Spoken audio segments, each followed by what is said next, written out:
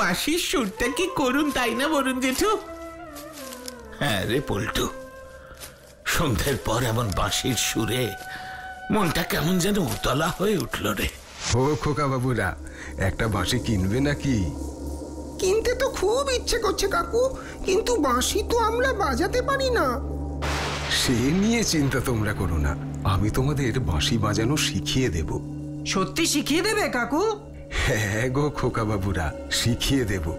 যখন বলেছি তখন নিশ্চয়ই শিখিয়ে দেব। এবার বলো, কটা বাঁশি কিনবে বলো? 3টে বাঁশি দাও। 3টে না 3টে না, 4টে দাও। তুমিও একটা বাঁশি কিনবে জেঠু? হ্যাঁ রে আকাশ, আমিও একটা কিনবো। দাও দেখি ভালো দেখে 4টে বাঁশি। হ্যাঁ হ্যাঁ, এক্ষুনি দিচ্ছি বাবু। বলো বলো, কত দাম হলো এবার বলো। 10 টাকা করে 4টের দাম 40 টাকা। এই নাও 50 টাকা। ওই 10 টাকার ফেরত দিতে হবে না বাপু তোমায়। না বাবু, আমি 1 টাকাও বেশি নিতে পারবো না, আমার গুরু নিষেধ আছে। কে তোমার গুরু? আমার গুরু শ্রদ্ধেয় শ্রী পঞ্চানন চাকি। পঞ্চানন চাকি মানে মিরপুরের বিখ্যাত বাঁশি বাদক পঞ্চানন চাকি?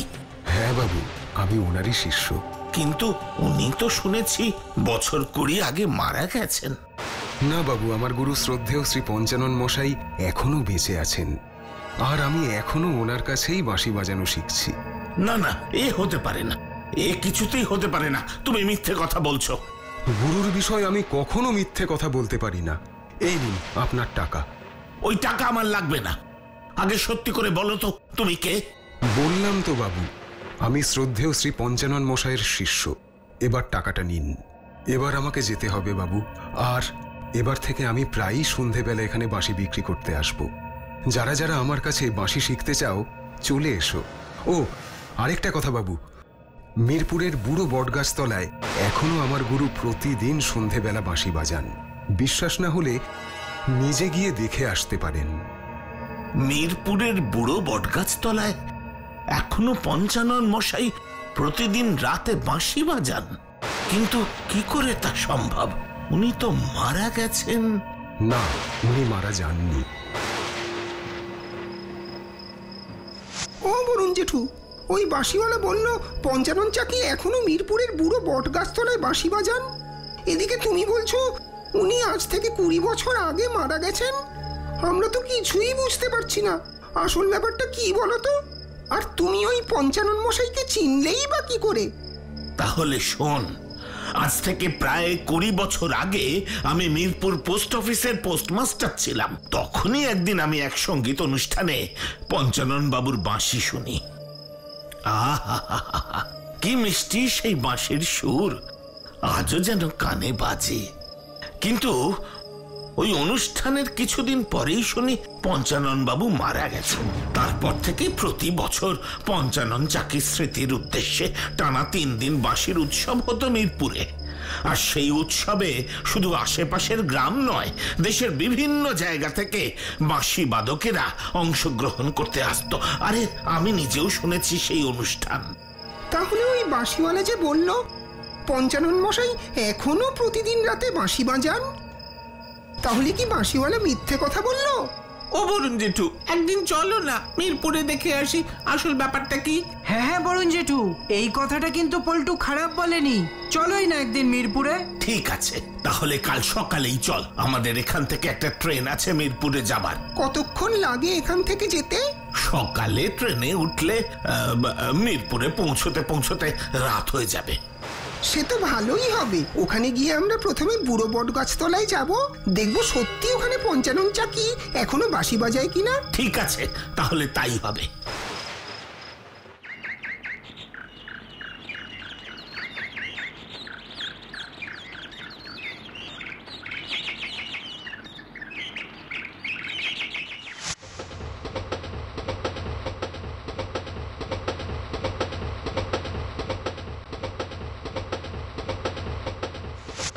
কি গো বরুণ জেঠু, স্টেশনে তো একটাও লোক নেই গো, আমরা কজন ছাড়া।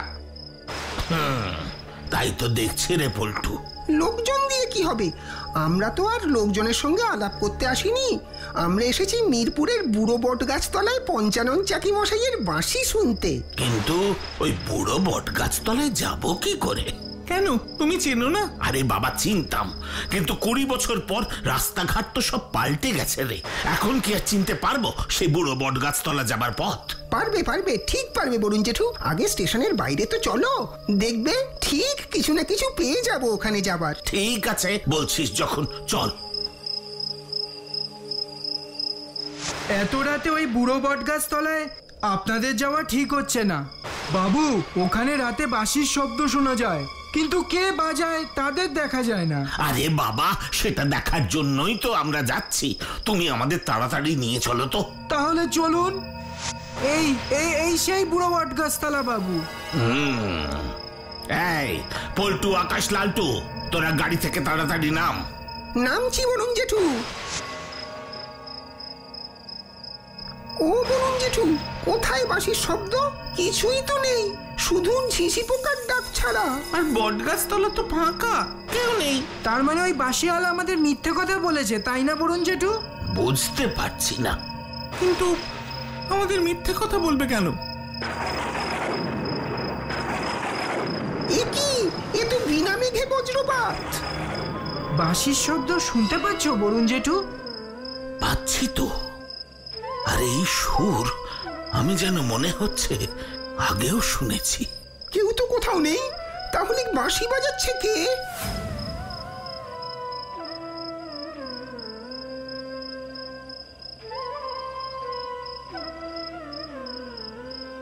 এ কি, ও বরুণ জেঠু, ওই দেখো বট গাছের তলায় কারা যেন বাঁশি বাজাচ্ছে।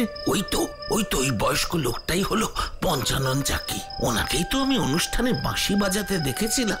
হ্যাঁ হ্যাঁ, আর এটা তো সেই সুর যেটা উনি সেদিনও অনুষ্ঠানে বাজিয়েছিলেন। আর পাশের ওই লোকটাই তো সেই বাঁশিওয়ালা। হ্যাঁ, তুই একদম ঠিক বলেছিস আকাশ। ওর কাছ থেকেই তো আমরা বাঁশি কিনেছিলাম। তার মানে তুই বাঁশিওয়ালা সব কথাই সত্যি বরুণ জেঠু। পঞ্চানন মশাই এখনো বাঁশি বাজান, আর ওই বাঁশিওয়ালা পঞ্চানন মশাইয়ের কাছে এখনো বাঁশি শেখে। সবই তো বুঝলাম, কিন্তু আমি যে শুনেছিলাম পঞ্চানন মশাই মারা গেছেন, তাহলে সেটা কি মিথ্যে ছিল? সত্যি বলতে কোনটা সত্যি আর কোনটা মিথ্যে সবই কেমন যেন গুলিয়ে যাচ্ছে রে, একেবারে গুলিয়ে যাচ্ছে। আসুন, আপনারা আসুন। ওই দেখো বরুণ জেঠু, বাঁশিওয়ালা আমাদের হাত নেড়ে ডাকছে। চলো না বরুণ জেঠু। এবার বিশ্বাস হলো তো যে সেদিন আমি আপনাদের সত্যি কথাই বলেছিলাম? কিন্তু এটা কি করে সম্ভব?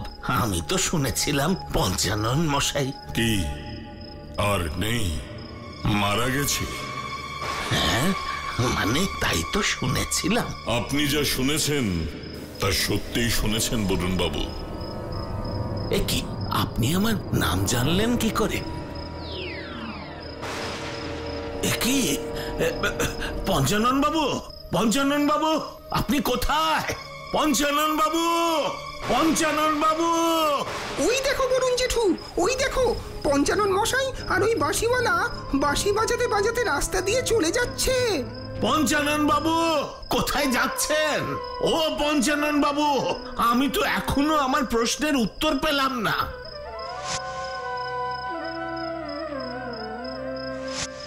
না না, আমাকে জানতেই হবে এই রাতে ওনারা কোথায় যাচ্ছেন সেটা জানতেই হবে। এই আকাশ, তোরা আয় আমার সঙ্গে। ঠিক আছে, চলো বরুণ জেঠু, কারণ এই রহস্য আমাদের ভেদ করতেই হবে। পঞ্চানন মশাই, দাঁড়ান, রেল লাইনের ওপর দিয়ে যাওয়া নিরাপদ নয়, দাঁড়ান। পঞ্চানন মশাই, লাইন থেকে সরে যান, ট্রেন আসছে, লাইন থেকে সরে যান। সরে যান, ট্রেন আসছে। সরে যান পঞ্চানন বাবু, ট্রেন আসছে। পঞ্চানন বাবু সরে যান, ট্রেন আসছে।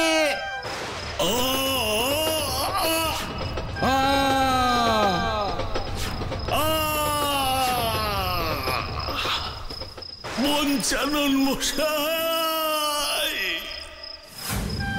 আচ্ছা বরুণ জেঠু, কাল রাতে আমরা যা যা দেখলাম সব কি সত্যি নাকি আমাদের মনের ভুল? জানি না, কিচ্ছু জানি না।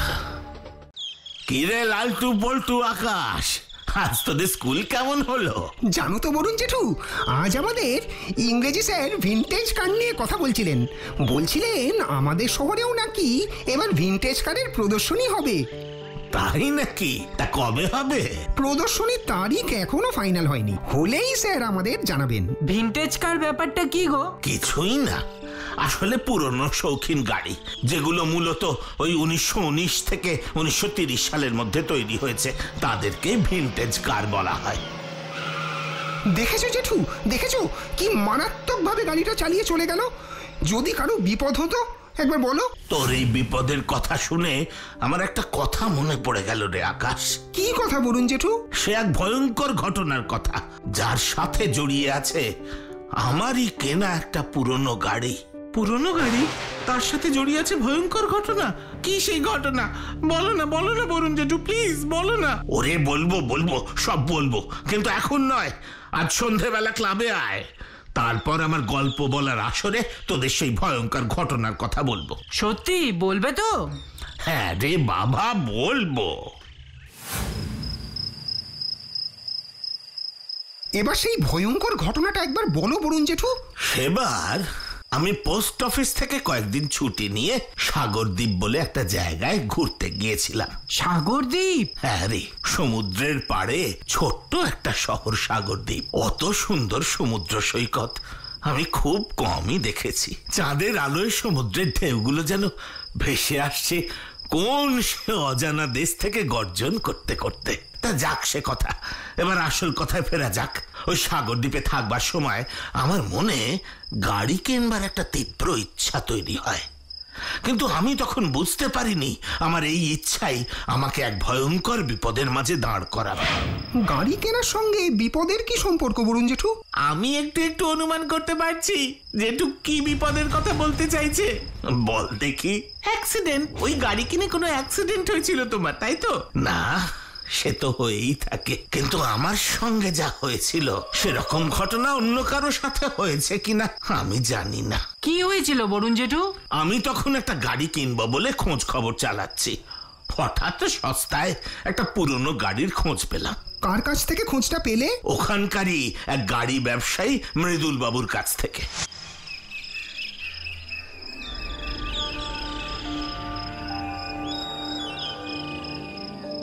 এত কম দামে এত ভালো কন্ডিশনের গাড়ি আপনি কোথাও পাবেন না বরুণ বাবু। তাই এই নিয়ে আর বেশি চিন্তা ভাবনা না করে গাড়িটা নিয়ে নেন। মনে রাখবেন, এটা কিন্তু কোনো সাধারণ গাড়ি নয়, একেবারে যাকে বলে খাঁটি বিদেশি গাড়ি, জার্মান মেড। এটা জার্মান কার? হ্যাঁ, এনেন গাড়ির চাবি। গাড়ির চাবিটা হাতে পেয়েই ভাবলাম ওই গাড়িতে করেই একদিন গোটা সাগরদ্বীপটা ঘুরে দেখব। কিন্তু আমার গাড়ি চালানোর হাত তো অত ভালো নয়, আর তাছাড়া গাড়ি চালানোর অভিজ্ঞতাও খুব কম। তাই একজন ভালো ড্রাইভারের খোঁজ করছিলাম। তারপর একদিন হঠাৎ সকালবেলা আমার হোটেলের ঘরের কলিং বেলটা বেজে উঠল।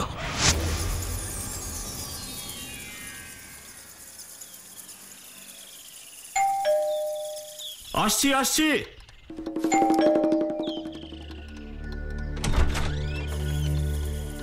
আপনাকে তো ঠিক। আমি শ্যামলাল, বরুণ বাবু। হ্যাঁ বলুন, কি ব্যাপার? মৃদুল বাবু বললেন আপনি নাকি একজন ভালো ড্রাইভার খুঁজছেন। ও হ্যাঁ, আসুন ভেতরে আসুন। বেশ কিছুদিন ধরেই আমি একজন ভালো ড্রাইভার খুঁজছি। যাক, মৃদুল বাবু যখন পাঠিয়েছেন তখন আর চিন্তার কিছু নেই। শ্যামলাল বাবু, আপনি আজ বিকেলেই চলে আসুন, তারপর গাড়ি করে পুরো সাগরদ্বীপটা ঘুরবো। আশা করি আপনি এখানকার সব জায়গায় চেনেন। আরে আমার জন্ম কর্ম সব এই সাগরদ্বীপেই, বুঝলেন বরুণ বাবু? ব্যাস, তাহলে তো আর কোনো কথাই নেই। সত্যি মৃদুল বাবু আমার জন্য একেবারে ঠিক লোককেই পাঠিয়েছেন। তাহলে আমি এখন উঠি বরুণ বাবু? না, এক্ষুনি উঠবেন কেন? একটু গরম গরম চা খেয়ে যান। না, তার আর প্রয়োজন নেই। সত্যি বলতে কি, এই সকালবেলা চা খাওয়ার অভ্যেসও আমার একেবারেই নেই। কিছু মনে করবেন না। হ্যাঁ, তারপর তুমি বিকেলে গাড়ি করে পুরো সাগরদ্বীপটা ঘুরে দেখলে বরুণ জেঠু? মানুষের সব ইচ্ছা কি পূরণ হয় আকাশ? নাকি মানুষ যা ভাবে তাই সব সময় হয় না তো। আমার বেলা তো হয়নি, কিন্তু যেটা হয়েছে সেটা আমি কখনো স্বপ্নেও ভাবিনি। কেন, শ্যামলবাবু বিকেলে আসেননি? এসেছে, আর গাড়ি চালিয়ে আমাকে সাগরদ্বীপের বেশ কিছু সুন্দর জায়গা ঘুরিয়েও দেখিয়েছে। কিন্তু আমি তখনও বুঝতে পারিনি যে লোকটা ড্রাইভার পরিচয় দিয়ে আমার কাছে এসেছে, গাড়ি চালিয়ে আমাকে ঘোরাচ্ছে, সে আসলে ড্রাইভার নয়, অন্য কেউ। মানে শ্যামলাল বাবু ড্রাইভার নয়, তাহলে কে? ওরে, আগে সবটা শোন, তারপরে নিজেরাই এই প্রশ্নের উত্তর পেয়ে যাবি। ঠিক আছে, তুমি বলো না জেঠু, আমরা মন দিয়েই শুনছি। হ্যাঁ বলছি, শোন। গাড়িতে করে ঘুরতে ঘুরতে তখন বিকেল গড়িয়ে সন্ধে হয়ে গেছে, আকাশেও তারা ফুটেছে, চাঁদের আলোয় আরো রহস্যময় হয়ে উঠেছে সমুদ্র সৈকত। সমুদ্রের পাড় ধরে হু হু করে আমার জার্মান কার চালাচ্ছে শ্যামলাল, আর আমি গাড়ির জানলায় মুখ রেখে উপভোগ করছি সমুদ্রের রহস্যময় অপার সৌন্দর্য।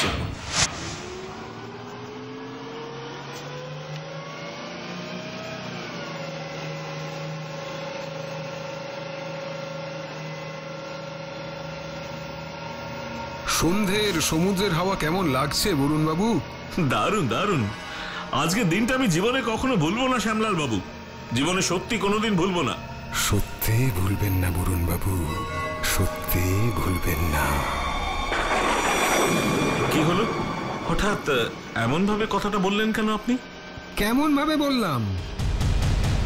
না, কেমন যেন কানে খুব অদ্ভুত শোনালো। অদ্ভুতের কি আছে বরুণ বাবু, আমার গলাটাই তো এরকম। এ কি, হঠাৎ গাড়ির স্পিড এত বাড়িয়ে দিলেন কেন? স্পিডেই তো মজা বরুণ বাবু, স্পিডেই তো মজা।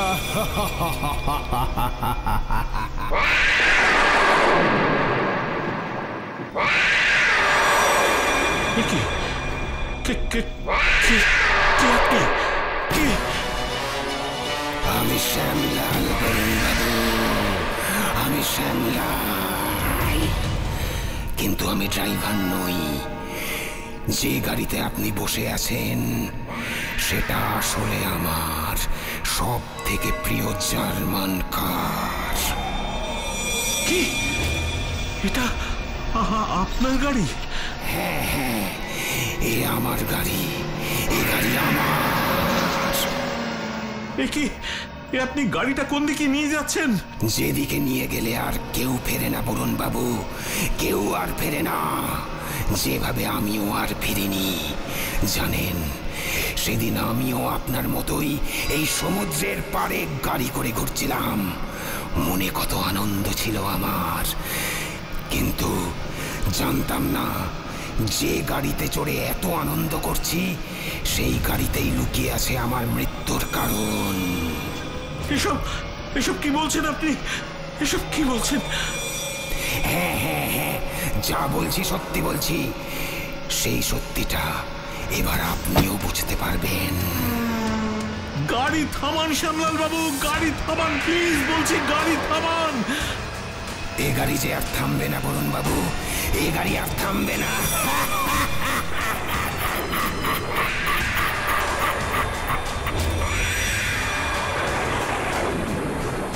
না, যেভাবেই হোক আমাকে এই গাড়ি থেকে বেরোতেই হবে।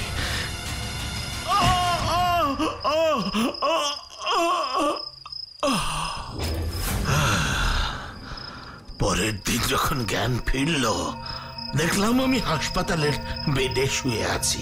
তারপর ওই হাসপাতাল থেকে সুস্থ হয়ে ফিরে ওই গাড়ির কথা আমি সংবাদপত্রে লিখি। আমার লেখা পড়ে পুলিশ তদন্ত শুরু করে, গাড়িটাও সমুদ্রের তলা থেকে উদ্ধার করে।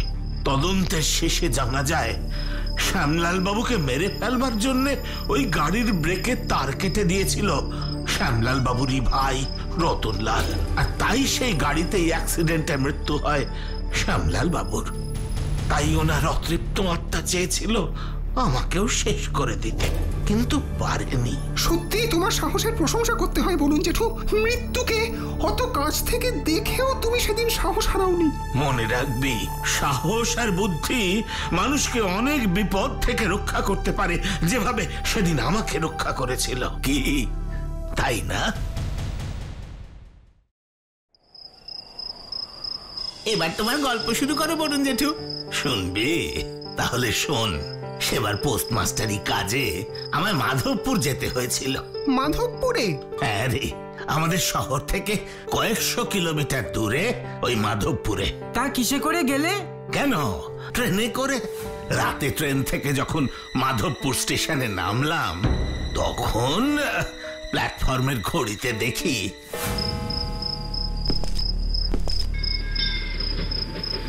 ট্রেনটা এত লেট করলো যে একেবারে রাত 10টা বাজিয়ে দিল। এখন এখান থেকে কিসে করে মাধবপুরের গেস্ট হাউসে গিয়ে উঠবো কে জানে। ওইদিকে কাল সকালেই আমাকে পোস্ট অফিসে হাজির হতে হবে। কি করে যে কি হবে কিছুই তো বুঝতে পারছি না। আচ্ছা বরুণ জেঠু, তুমি দিনের বেলা না গিয়ে হঠাৎ করে রাতের বেলা মাধবপুরে গেলে কেন? সে কি আর শখ করে গেছি রে লালটু, কি করব বল। এখান থেকে মাধবপুরে যাওয়ার ওই হলো একটাই ট্রেন, তাই রাতের বেলা যাওয়া ছাড়া আমার আর তো কোনো উপায় ছিল না। তা যাগে, যে কথা বলছিলাম, প্ল্যাটফর্ম থেকে তো হন্তদন্ত হয়ে বাইরে গেলাম, কিন্তু রাস্তায় কোনো গাড়ি নেই যে আমাকে মাধবপুর গেস্ট হাউস পর্যন্ত নিয়ে যাবে। তাহলে তুমি কিসে করে গেলে? ওরে বাবা, বলছি সব বলছি, তোরা শুধু চুপ করে মন দিয়ে শোন। রাত ক্রমশ গভীর হচ্ছে, আমি ছাড়া রাস্তায় তখন আর কেউ নেই।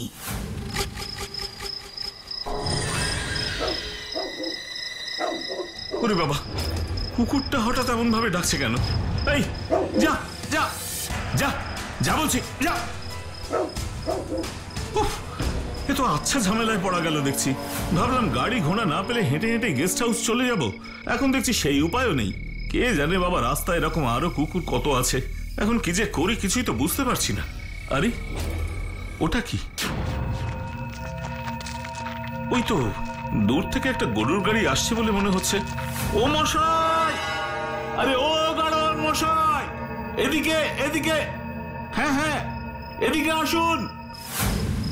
তা বলিয়ে বাবুজি, আমাকে ডাকছিলেন কেন? ডাকছি কি আর শখে দাদা, আমায় দয়া করে একটা উপকার করবেন। কি উপকার বলেন? আমাকে আপনার গরুর গাড়ি করে মাধবপুর গেস্ট হাউসে একটু নিয়ে যাবেন। কিন্তু এখন তো অনেক রাত হয়ে গেছে বাবুজি। মাধবপুর গেস্ট হাউস ভি এখান থেকে বহুত দূরে আছে। দয়া করে না বলবেন না দাদা, এর জন্য আপনার যা ভাড়া হয় তার থেকে আমি বেশি দিয়ে দেব। দয়া করে নিয়ে চলুন, অজানা জায়গায় এসে পড়েছি, এটুকু সাহায্য আমায় করবেন না? ঠিক আছে, গাড়িতে বসুন। ধন্যবাদ ধন্যবাদ, অনেক ধন্যবাদ আপনাকে। যে বিপদের ভয়ে আমি গরুর গাড়িতে উঠলাম তা কাটলো না, বরং এমন এক বিপদের মধ্যে গিয়ে আমি পড়লাম যা আমি কখনো স্বপ্নেও ভাবিনি রে। কেন, কি হয়েছিল যে তুমি এমন কথা বলছো জেঠু? কি হয়েছিল তাহলে শোন। রাস্তা দিয়ে সোজা অন্ধকারের মধ্যে দিয়ে যেতে যেতে হঠাৎ লোকটার গরুর গাড়িটা একটা জঙ্গলের মধ্যে ঢুকিয়ে দিল।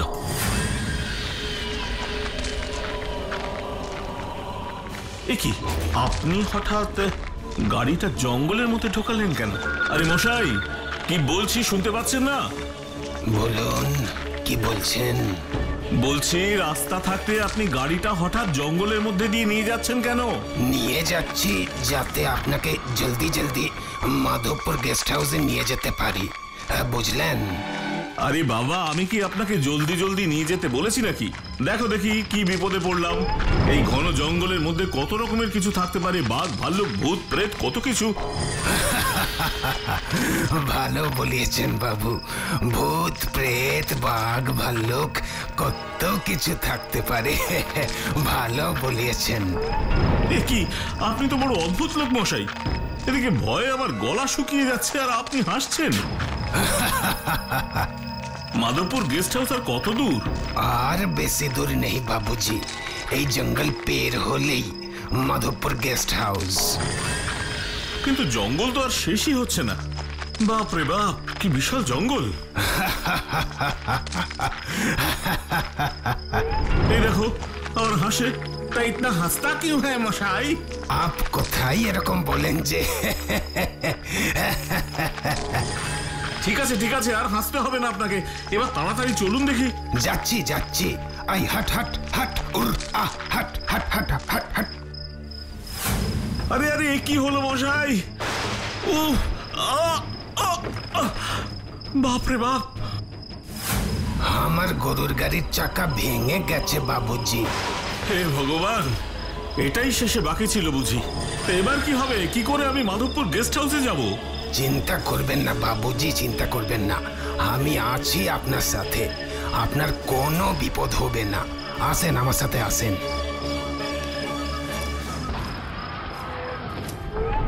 আরে ও মশাই, আর কত দূরে? আরো অনেকটা পথ যেতে হবে বাবুজি, অনেকটা পথ। কিন্তু আমি যে আর হাঁটতে পারছি না, খুব কষ্ট হচ্ছে। ঠিক হ্যায়, এ নিয়ে চিন্তা করবেন না, আসেন আমার সাথে, আসেন। আমি আপনাকে একটা ভালো জায়গায় নিয়ে যাচ্ছি। এই জঙ্গলের মধ্যে আবার ভালো জায়গা আছে বাবুজি, আছে। জঙ্গল মে ভি মঙ্গল করার ভালো জায়গা আছে। আসেন আসেন আমার সাথে, আসেন। আরে এটা তো কোনো বাংলো বাড়ি বলে মনে হচ্ছে। একদম ঠিক বলেছেন। এই বাংলো একসময় জমিদার মাধব শেখর তৈরি করিয়াছিলেন। তাই জমিদার মাধব শেখরের নামে বুঝি এই জায়গার নাম মাধবপুর হয়েছে? হ্যাঁ, একদম ঠিক ধরেছেন। মাধব শেখর থেকেই এই জায়গার নাম হুয়া হে মাধবপুর। আজ রাতটা আপনি এখানেই কাটিয়ে দেন, কাল সকালে আমি আপনাকে মাধবপুর গেস্ট হাউসে নিয়ে যাব। কিন্তু এই বাড়িতে এখন কেউ থাকেন বলে তো আমার মনে হচ্ছে না।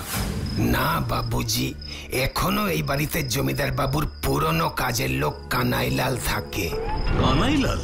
হ্যাঁ, কানাইলাল। তারপর তারপর কি হলো বলুন জেঠু? তারপর যেটা হলো সেটা আমি আজও ভুলতে পারিনি রে আকাশ, আজও ভুলতে পারিনি।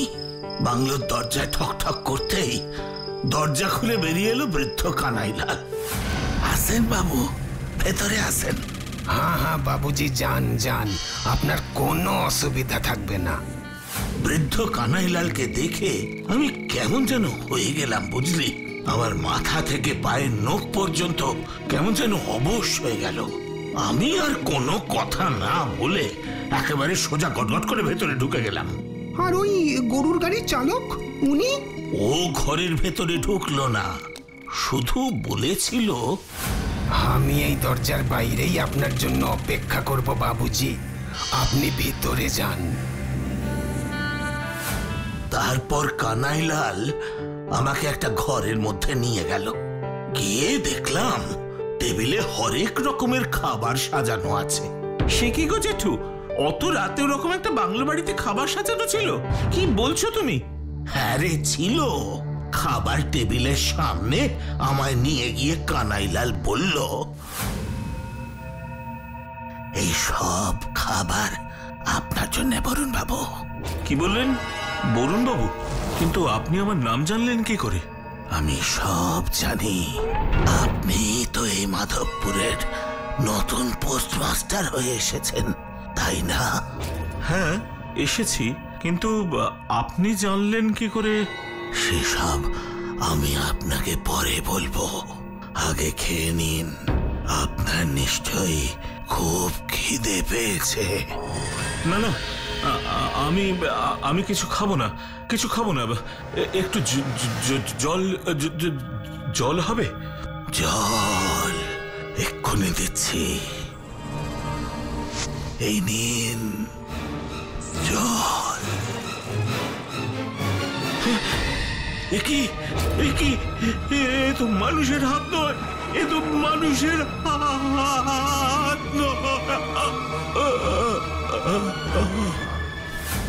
তারপর আমার কিচ্ছু আর মনে নেই। পরের দিন সকালে উঠে দেখি আমি মাধবপুরের সরকারি হাসপাতালের বেডে শুয়ে আছি। আমার কাছ থেকে সব কথা শুনে একজন বলল, এই ঘটনা নাকি এর আগেও ঘটেছে। ওই গরুর গাড়ির চালক এইভাবেই নাকি ওই ভূত বাংলোতে লোকদের ধরে নিয়ে যায়, আর তারপর নাকি ওই লোকদের মৃতদেহ জঙ্গলে পড়ে থাকতে দেখা যায়। কিন্তু আমি সেদিন বেঁচে গিয়েছিলাম, কিন্তু কি করে যে বাঁচলাম তা আমার কাছে আজও রহস্য।